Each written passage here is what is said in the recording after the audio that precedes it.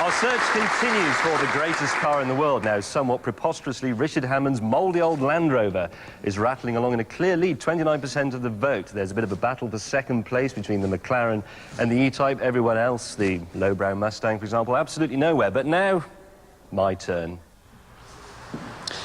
If the Arts Council were to open a gallery of automotive innovation, it might look something like this.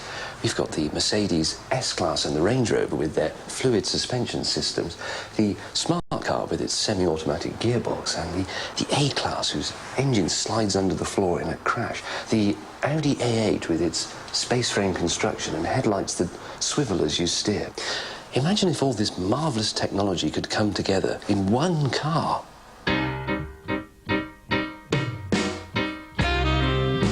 Well, it did, 50 years ago, in this. The superb Citroen DS. Easily the greatest car in the world.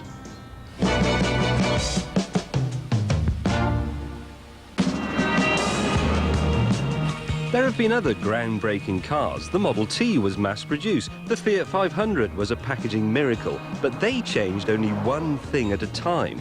The DS changed everything. Construction, materials, control systems, gizmos, safety, driving, being a passenger, the lot. It was a true revolution in motoring. And it wasn't just an engineering benchmark. The DS changed the way cars look forever. When the wraps came off at the '55 Paris Motor Show, every other car suddenly looked redundant. They were cautious designs, still tainted with post-war austerity. But by contrast, on the first day alone, Citroen sold 12,000 DSs. The DS was welcomed like Ingrid Bergman on a building site. And that's not such a fatuous analogy, actually, because what we call the DS is, in France, pronounced déesse. Déesse. It's the French word for goddess.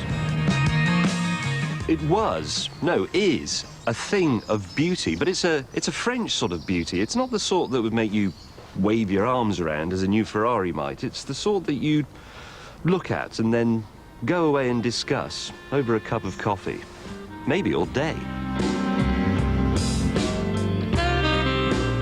The stylist Flaminio Bertoni was also a sculptor. He wanted to create a work of art, but the engineer André Lefebvre had a background in the aeroplane industry, and he wanted an aerodynamically perfect shape, the nearest thing possible to the ideal teardrop with a tapered rear.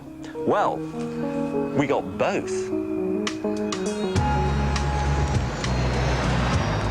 So, let's get into the guts of this car's greatness. Where do I start? It was built to within tolerances of microns. It used aluminium and plastic for some of its body panels. It was the first car with a plastic dashboard and the first with disc brakes. It blazed a trail in safety too, crumple zones, rollover protection, a collapsible steering wheel. The engine was even designed to be pushed under the car in a crash. And eventually it would have headlights that swiveled with the front wheels. I mean, what else do you want? Cup holder? Oh, bam.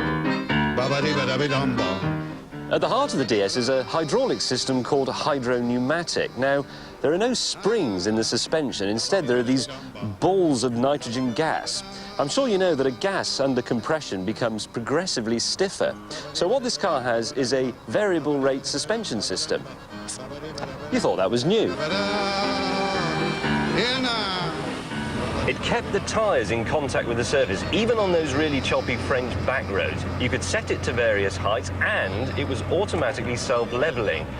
You could even keep driving if some would-be assassin blew one of the back wheels off, as President de Gaulle discovered. It also made this boulevard cruiser something of a tour de force in tough desert rallies.